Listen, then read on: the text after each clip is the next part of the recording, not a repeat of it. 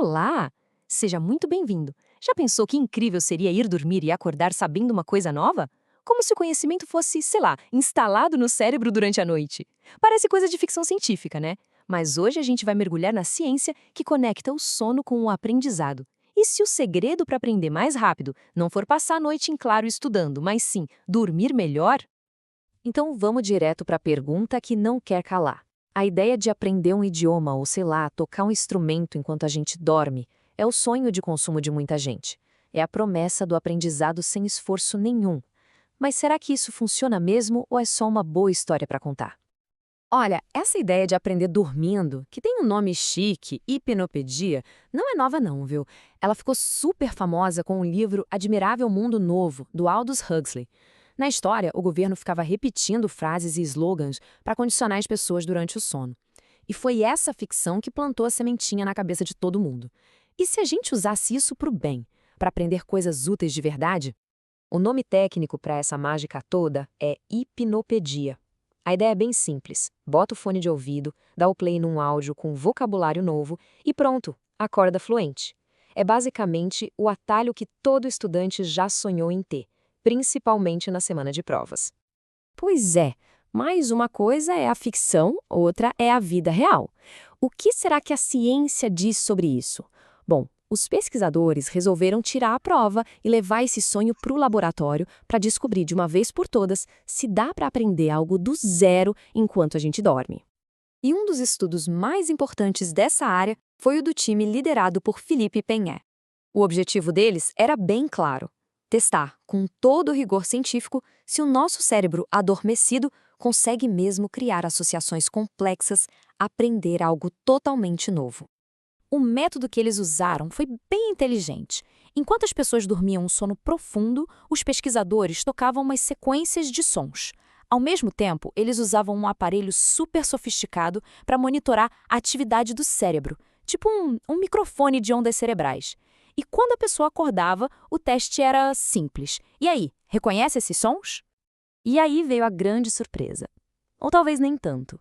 A expectativa era que o cérebro mostrasse algum sinal de que estava aprendendo, de que tinha sacado as regras por trás dos sons. Mas a realidade foi outra. O cérebro até registrou os sons, mas não rolou nenhuma evidência de que ele aprendeu as associações complexas entre eles. Nada.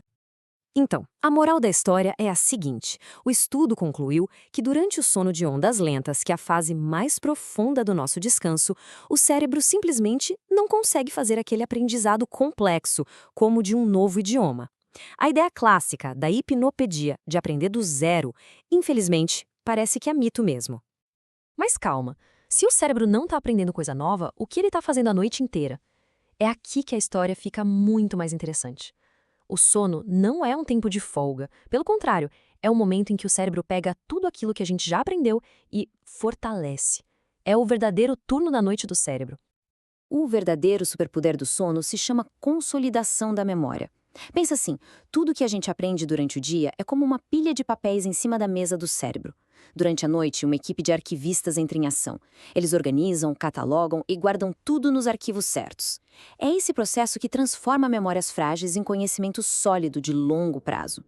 E essa equipe noturna trabalha com dois tipos de arquivo.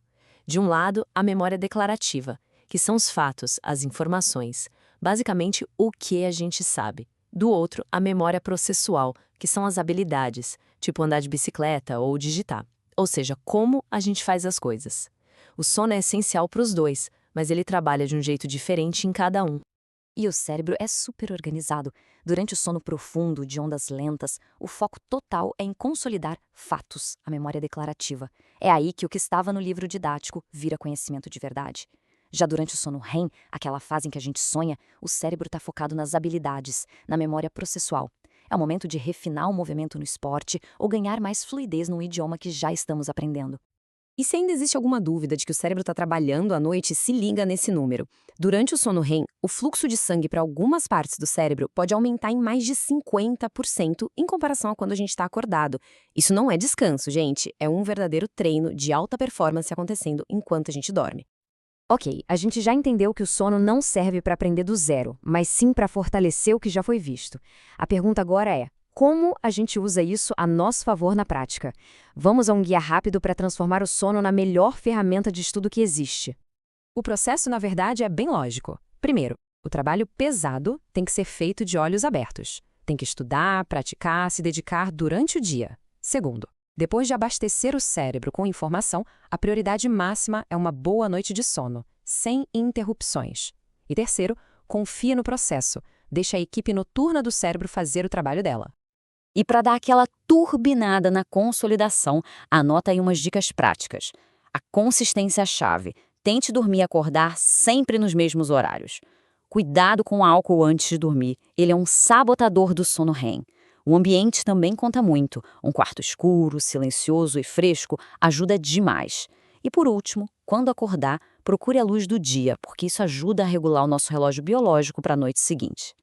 E isso tudo leva a gente a uma mudança de pensamento, né? E se a gente parasse de ver o sono como tempo perdido e começasse a tratar como parte essencial do aprendizado?